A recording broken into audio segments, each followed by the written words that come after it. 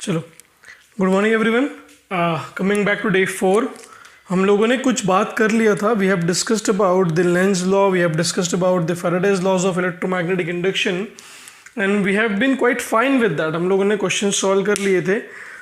If I just recall the things again once again, so what was our Lenz law? तो हम लोगों ने दो चीज़ें पढ़ी थी कि हमारे पास यदि चेंजिंग मैग्नेटिक फील्ड होगा तो क्या हम लोग करंट जनरेट कर सकते हैं। तो वी हैव डिनोटेड दैट कि yes we can generate the current from it, and current generate करने के बाद में can we just go over and can we just find out the equation of electromagnetic force generated because of that and the equation of EMI, right? Equation of EMI, equation of the force, both the things were being done and we have finded that. तो हमारा यहाँ तक का हो गया था। हम लोग चलो थोड़ा आगे चलते हैं आज, and we try to talk about something which we call it as again Faraday's laws of electromagnetic induction, because उसके बाद में ही मुझे आपको पढ़ाना होगा which is called as motional EMF, that is motional electromotive force. Because of the motion there is electromotive force generated. तो मैं कुछ क्वेश्चन देता हूँ आपको पहले। Example number 1 I am trying to give you, try to find the answer of the question. It says that suppose एक कोई wire है and the wire is carrying a current I and there is an coil of radius small a which is kept at a distance r. उसको r distance पे हमने लाके रख दिया। If you have kept that, यदि हम लोग उसको वहाँ पे लाके रख देते हैं तो हम लोगों को ये कहा गया कि find out the equation of EMF generated. इस कॉइल को यदि हम यहीं पे रखें फिलहाल, if I keep the coil at rest, यदि मैं इस कॉइल को कहीं पर भी मूव ना करवाऊं तो what would B the equation of the EMF? Equation क्या होगा हमको ये बताना है। पर यदि EMF निकालना है तो हमको बेसिक चीज़ें जो हमको पहले पता है वो क्या थी कि ये कॉइल यदि यहाँ पर होगी, if the coil, the first thing, if the coil is at rest, the equation of the EMF induced will be completely zero. EMF induced ही नहीं होगा। यदि हमारा इक्वेशन ही इंड्यूस, हमारा EMF इंड्यूस नहीं होगा तो हम लोग बोल ही नहीं पाएंगे कुछ, बिकॉज रेस्ट पे है। तो अच्छा, यदि इसको मैं ऐसे चलाऊँ, case number 2, if I move it like this, this is case number 2।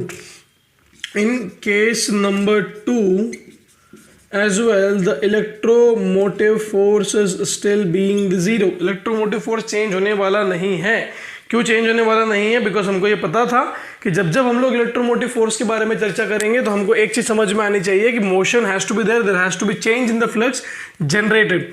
ठीक है, केस नंबर 3 में I am trying to move it like this. In case number 3 I am trying to move it like this. In case number 3, so हाँ, case number 3 में changes आए।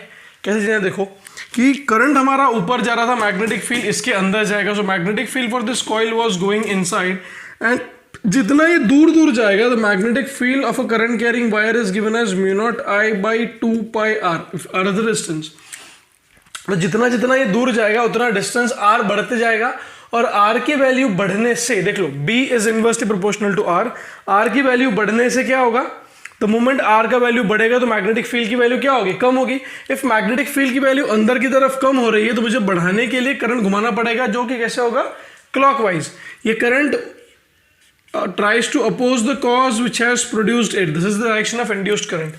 ठीक है, equation लिख देते हैं पहले केस नंबर 3 के लिए।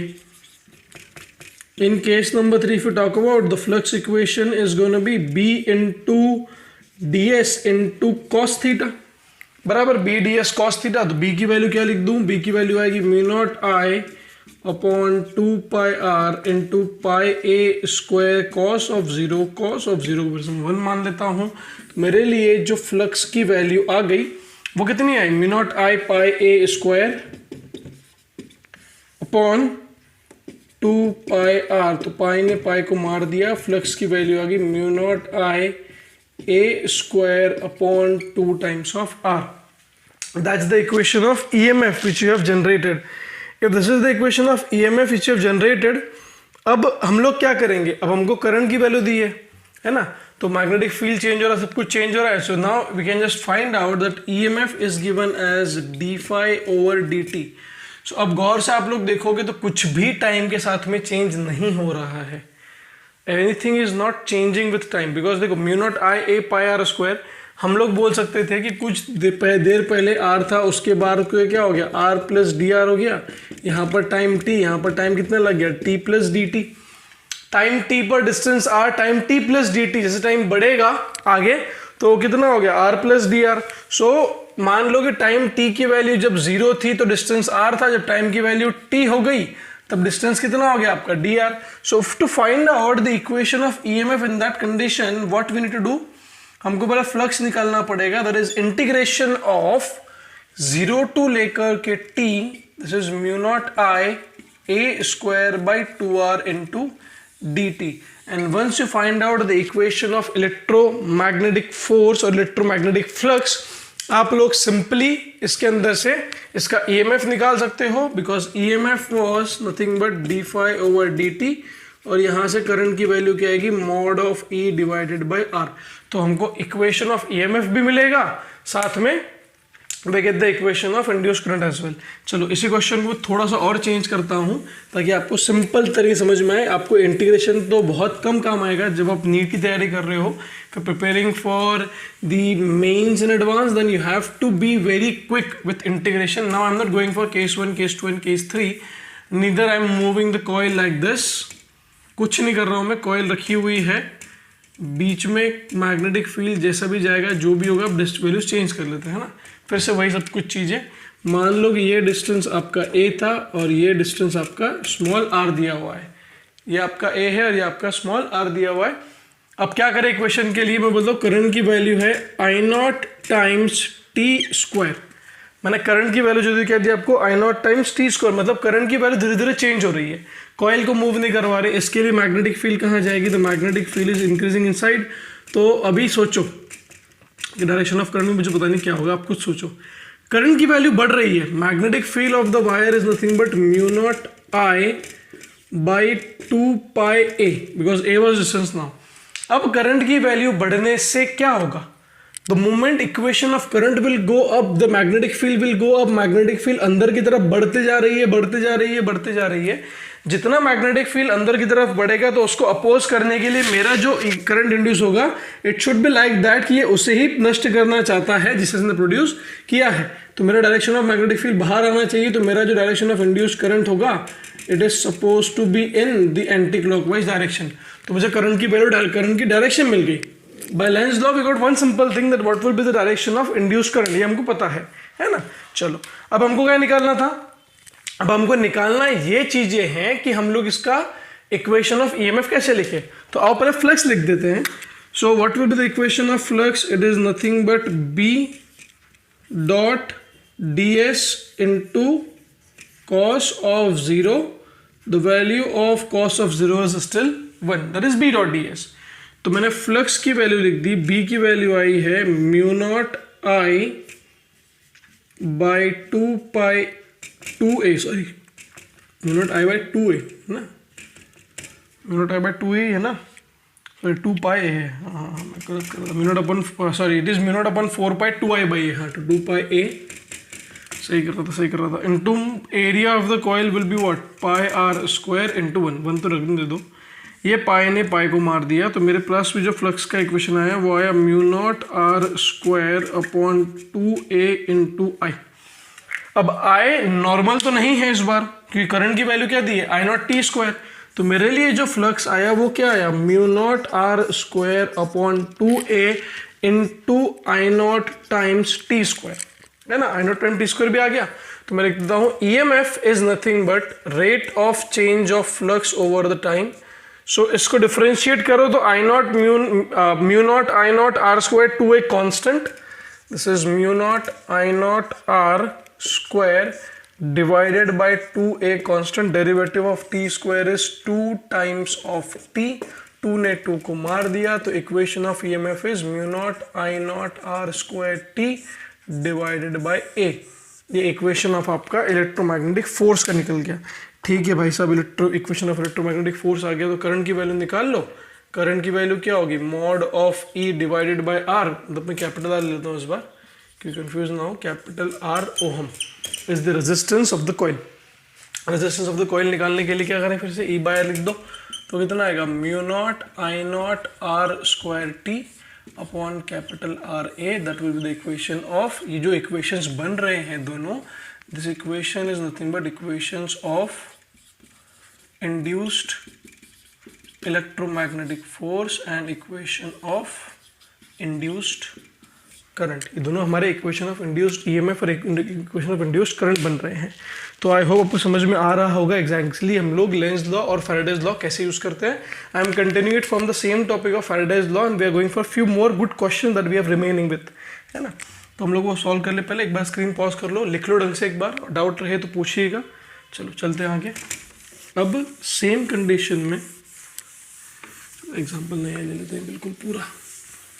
I have my notes in my cell phone, so yeah, I just look at the cell phone for my examples.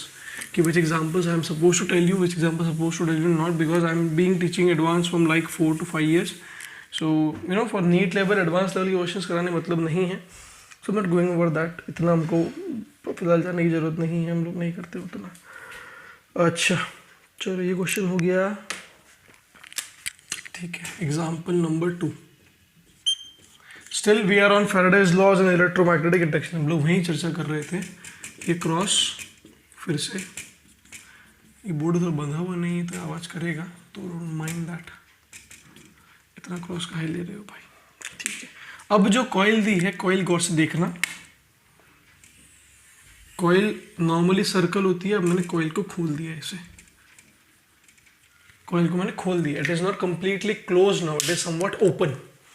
If it is somewhat open, तो क्वेश्चन क्या बोला था कि सपोज मान लो इस कॉइल का जो रेडियस है that is capital R, resistance is r ohm, magnetic field की वैल्यू जो है इट इज इंक्रीजिंग, बढ़ रही है मैग्नेटिक फील्ड की वैल्यू। मुझे पूछा था what is the equation of induced current and what would be about induced EMF. Option A दे रहा हूं, EMF 0, करंट 0। ऑप्शन बी है current 0, EMF not 0। Option C है EMF 0, current not 0। Option D है EMF भी not 0 और current भी not 0। सोचो बताओ क्या होगा। स्क्रीन पॉज कर लो, थोड़ा सोचो उसके बारे में। ये मैग्नेटिक फील्ड की वैल्यू बढ़ रही है, कॉइल रखी हुई है। हमको पता था कि मैग्नेटिक फील्ड की वैल्यू अंदर की तरफ बढ़ेगी तो हमारा करंट ऐसे फ्लो होना चाहिए कि ये उसे ही नष्ट करना चाहता है जिससे इसने प्रोड्यूस किया है। अब इसको नष्ट करने के लिए करंट को हमको एंटी क्लॉकवाइज घुमाना पड़ेगा। बट करंट को एंटी क्लॉकवाइज घुमाने के लिए कंडीशन क्या है, करंट कब फ्लो होता है, जब हमारे पास में क्लोज सर्किट हो। करंट कभी भी ओपन सर्किट में फ्लो नहीं होता। हम लोगों ने करंट में पढ़ा होगा कि whenever there is an circuit and the circuit is been completely closed, if circuit हमारा कम्प्लीटली क्लोज किया हुआ है तभी हम लोग ये कह सकते हैं कि तभी हम लोग ये कह पाएंगे कि हाँ भाई करंट फ्लो हो रहा है। बट यदि ईएमएफ की हम लोग बात करें तो इलेक्ट्रोमोटिव फोर्स के लिए किसी प्रकार का क्लोज सर्किट की जरूरत नहीं है। Electromotive force exist. सोचो कि आपके पास में एक पेंसिल सेल है, आपने एक सेल लेकर आया, आपके हाथ में एक सेल रखा हुआ है। If you have a cell in front of you, if you have a cell in your hand, आपके हाथ में जब वो एक पेंसिल सेल था तो उसके पास में इलेक्ट्रोमोटिव फोर्स है, उसके पास पोटेंशियल डिफरेंस है ऑलरेडी, वो वहाँ पर है। आप उसको चाहे उसको आप रिमोट में लगाओ, चाहे आप उसको रिमोट में ना लगाओ, उससे कोई फर्क पड़ने वाला नहीं है। बट आपका जो पेंसिल सेल है वो वहाँ पर अवेलेबल है already, it is been there. उसके पास इलेक्ट्रोमोटिव फोर्स है, उसको आप सर्किट में लगाओगे तब क्या करंट फ्लो होगा। तो ऐसे सर्किट्स में जब भी ये ओपन सर्किट हो तो यहाँ पे हम लोग बोलेंगे कि the current is completely zero but as EMF is not zero, है ना। इलेक्ट्रोमोटिव फोर्स जीरो नहीं होगा, है ना, इलेक्ट्रोमोटिव फोर्स वहां पर नहीं होगा। And then there is no point of taking about the current. बस स्क्रीन पॉज करो, यहाँ पे मैं लिख दूंगा बिकॉज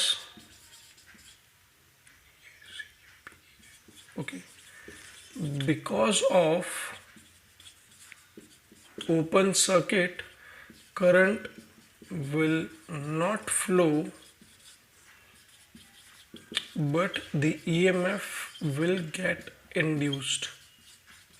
उसमें इलेक्ट्रोमोटिव फोर्स आएगा, इलेक्ट्रोमोटिव फोर्स चाहता है कि करंट फ्लो हो पर करंट फ्लो नहीं होगा। अच्छा एक बात बताओ, आपसे मैं पूछता हूँ एक और एग्जांपल, आपको यदि समझ में आया हो तो ये V is equals to I into R, ये आपको पता है, सभी को पता है, बच्चों को पता है 8th 9th 10th के, दैट इज ओहम्स लॉ।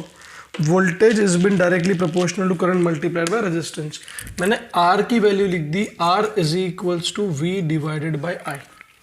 यदि मैं इक्वेशन लिखता हूँ ओहम्स लॉ के हिसाब से, resistance is nothing but voltage divide by current. मैंने पूछा कि R depends on A voltage, B current, C both and D none. Equation of current हमको रेजिस्टेंस दिया है, रेजिस्टेंस की वैल्यू दी है V upon I. If resistance is given as V upon I then certainly we need to find out that V जो R है, ये R किस पे डिपेंड करता है? A पे डिपेंड करता है, B पे डिपेंड करता है, C पे डिपेंड करता है, D पर. मतलब वोल्टेज, करंट, रेजिस्टर जो हमारा बोथ है, फिर नन. तो मैक्सिमम हम लोग ये बोलेंगे कि सर दोनों पे डिपेंड करता है. वोल्टेज वैरी कर रहा तो वोल्टेज वैरी होगा, करंट वैरी करंट वैरी होगा, है ना. तो option I think majority of the people will go with C answer. But the correct answer is D. It does not depends upon voltage and current. Why is that? Because resistance का जो formula था वो formula क्या है हमारा? Rho L by ए.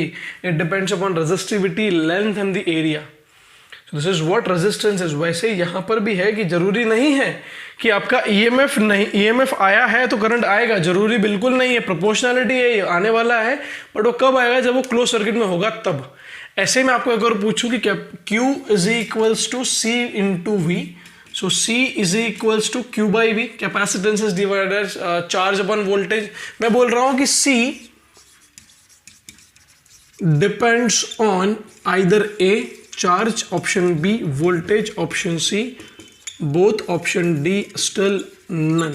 सोचो जरूरी नहीं जो पहले हमने किया था वही अभी भी होगा, तो जरूरी बिल्कुल नहीं है. सोचो थोड़ा सा, एक स्क्रीन पॉज करो, थोड़ा सोचो, दिमाग पे थोड़ा जोर लगाओ, दिमाग को थोड़ा यूज करो तो समझ में आएगा कि आंसर क्या होगा.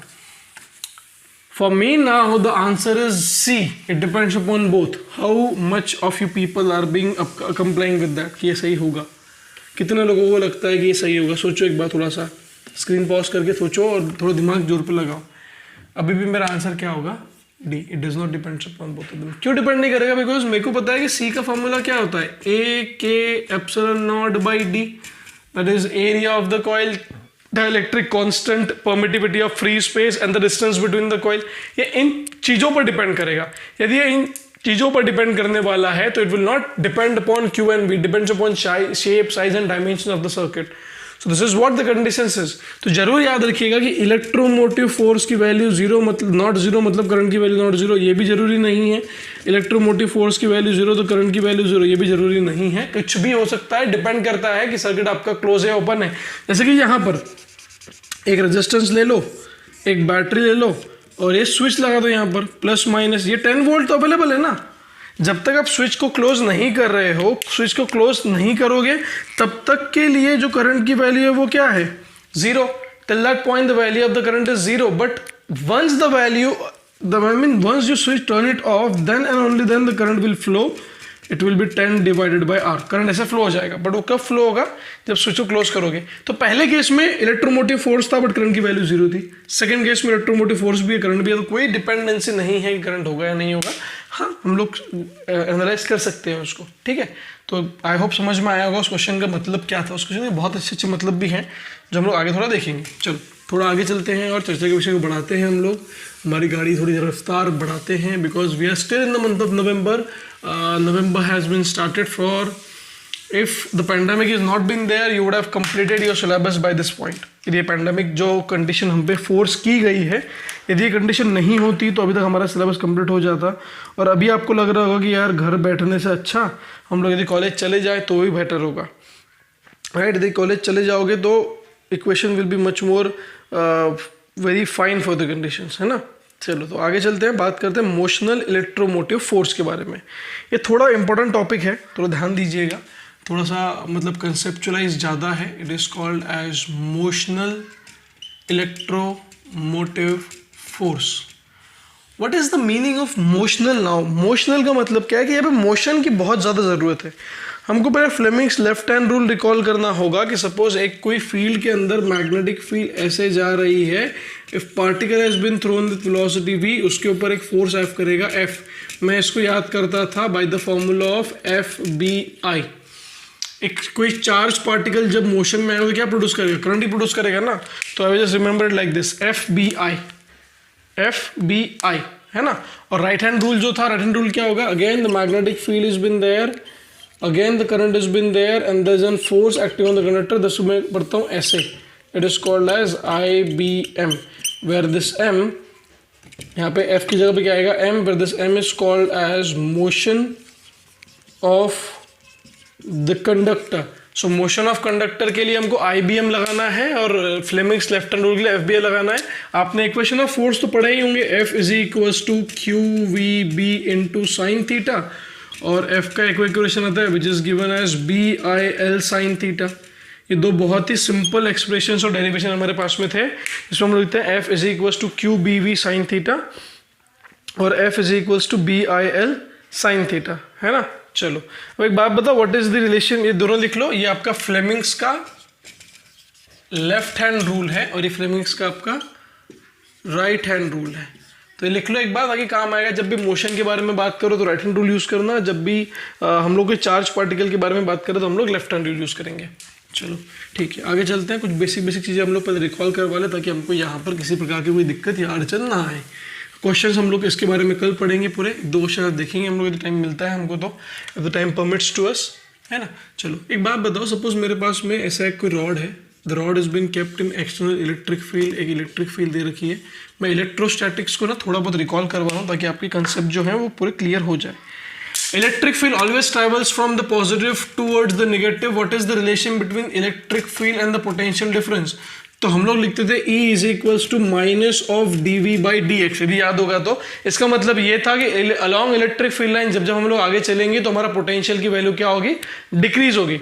सो when we move along the electric field line the potential decreases, that is the basic thing we need to understand that. ठीक है, समझ में आ गई। Electric field is equals to minus of dV by dx, जब हम लोग electric field line के साथ में चलेंगे तो पोटेंशियल डिक्रीज होगा, मतलब पॉइंट A होगा और पॉइंट B होगा, तो potential at point A is certainly been more than potential at point B। यदि हम लोग स्ट्रेट लाइन ड्रॉ करते हैं तो ये जो लाइन है वो क्या कहलाएगी आपकी, this is called as equipotential line. Equipotential मतलब potential at each and every point will be constant. So जब मैं मैग्नीट्यूड में लिखता हूँ, मान लो कि लेंथ L है, if I write in magnitude simply, so I will write V is equals to E into L। ये बात याद रखिएगा कि हम लोग मैग्नीट्यूड में पोटेंशियल लिख सकते थे electric field multiplied by length. Screen pause कर लो, देख लो एक बार फॉर्मूला, दोनों फॉर्मूले पढ़ा दिया आपको मैंने। E बराबर माइनस dV बाई dx, और आप लोग लिख सकते हो E is equals to minus of V by x, और if you write magnitude of E it is mod of V by mod of x। x तो सिंपल रहेगा, चेंज नहीं होगा, तो वो प्लस आ जाएगा।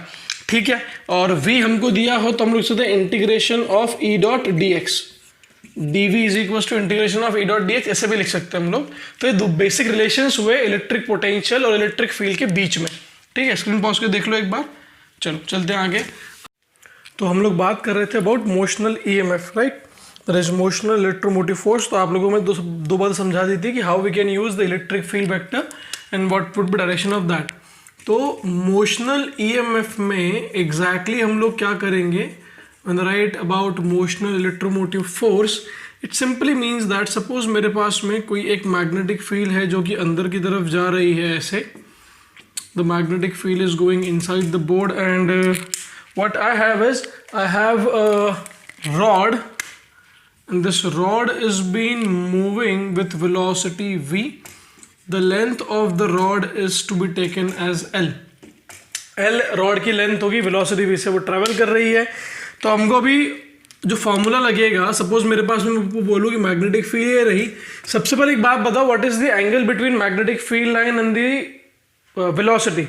सर्टेनली 90 है, बिकॉज मेरा वेलोसिटी जा रहा है ऐसे x डायरेक्शन में, मैग्नेटिक फील्ड जा रहा है ऐसे y डायरेक्शन में, तो एंगल कितना होगा 90। सो यहाँ पर सपोज मैं बोलूँ कि दो चार्ज पार्टिकल्स है, प्लस क्यू और minus Q. When I am saying the rod was neutral, neutral का मतलब क्या था कि it was equal number of positive and equal number of negative charge particles. तो according to the force acted on the charge particle by the magnetic field, what we can write is Q into V cross B, that means QVB sin theta, right? V cross B मतलब देखो कैसे निकालेंगे हम लोग। Cross product में पहला vector जो होता है it is given by the 4 fingers, मतलब वेलोसिटी पहला वेक्टर। सेकेंड वेक्टर क्या है B, तो कहाँ घुमाना पड़ेगा उंगलियों को, अंदर की तरफ, बिकॉज मैग्नेटिक फील्ड अंदर की तरफ जा रही है। तो मेरा plus Q charge particle will accumulate at this point of time and minus Q charge particle will accumulate over the downward side. देख लो एक बार, dot dot dot dot dot दिया होता, वेलोसिटी ऐसी दी होती, तो पहला फिंगर जाता वेलोसिटी की तरफ और मैग्नेटिक फील्ड कहाँ आ रही है, बाहर, तो मेरा थंब कहाँ जाता नीचे, तो मेरा जो फोर्स एक्ट होता, the force acted would be downwards. So हम लोग राइट हैंड पाम रूल का यूज करके डायरेक्शन ऑफ द फोर्स निकाल सकते थे, ठीक है। तो ऊपर प्लस आ गया, नीचे माइनस आ गया, बहुत बढ़िया। इलेक्ट्रिक फील्ड की वैल्यू क्या होती है, delta we divided by L, that is change in potential difference. ये पोटेंशियल डिफरेंस है, ये वेलोसिटी है, तो मैं डेल्टा वी को लिख सकता हूं ई डॉट एल। यदि मैं इक्विलिब्रियम की बात करूं, एक प्लस चार्ज क्यू पार्टिकल के ऊपर, एक क्यू पार्टिकल के ऊपर वेलोसिटी v, इसके ऊपर लगने वाला फोर्स क्यू बी वी, नीचे लगने वाला force Q into E, because electric field जो थी it will start from plus and go towards minus, तो इलेक्ट्रिक फील्ड ऐसे लगती है हमारी। अच्छा, तो क्यू बी वी और क्यू ई हो गया। यदि इक्विलिब्रियम की हम लोग बात कर लें, if you talk about the system is to be taken into equilibrium, what we can write is we can write QBV is equals to QE, तो Q ने Q को मार दिया, V into B is nothing but delta V by L, delta V is the potential difference, V is the velocity। तो मेरे पास जो equation आया यहां से मैंने लिखा delta V is equals to V into B into L। इसका मतलब कि एक पोटेंशियल डिफरेंस डेवलप हुआ है when the conductor of length L is moving with velocity V in a magnetic field। so ये जो v है, it is your velocity, this is your length and this is your magnetic field। so velocity, length and magnetic field, and because of that we can say a potential difference was developed, and this potential difference is called as motional electromotive force। this is motional electromotive force, and certainly because of that we are having a potential difference, right। So potential difference हमारा हुआ। But यहाँ पर हम लोगों ने क्या किया, यहाँ पर जो एंगल बोला है theta between the velocity and magnetic field was 90। जरूरी नहीं है कि एंगल 90 ही होगा। तो देखो कैसे एक जनरल केस आपको समझ सकता हूँ कि जनरल केस में हम लोग इक्वेशन कैसे यूज करेंगे, और ये बहुत अच्छा एग्जाम्पल है। जब आप लोग रेल प्रॉब्लम वगैरह कुछ पढ़ोगे तो आपको समझ में आएगा। So motional EMF, that is potential difference is nothing but velocity multiplied by the magnetic field into the length. चलो मैं बोलता हूँ, सपोज एक मैग्नेटिक फील्ड जा रही है ऐसे, this is the magnetic field that we have just going in this direction, this is your magnetic field. Now मेरे पास में एक कोई कंडक्टर है जो कि मैंने ऐसे रखी हुई है, it is moving with velocity v making an angle theta.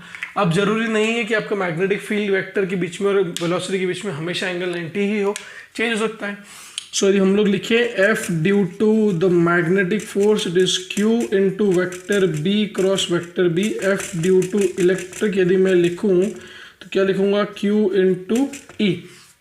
In equilibrium if they suppose to have in equilibrium क्या हो जाएगा, Q dot E is equals to Q into V cross B। Q ने Q को मार दिया तो E vector is equals to V cross B।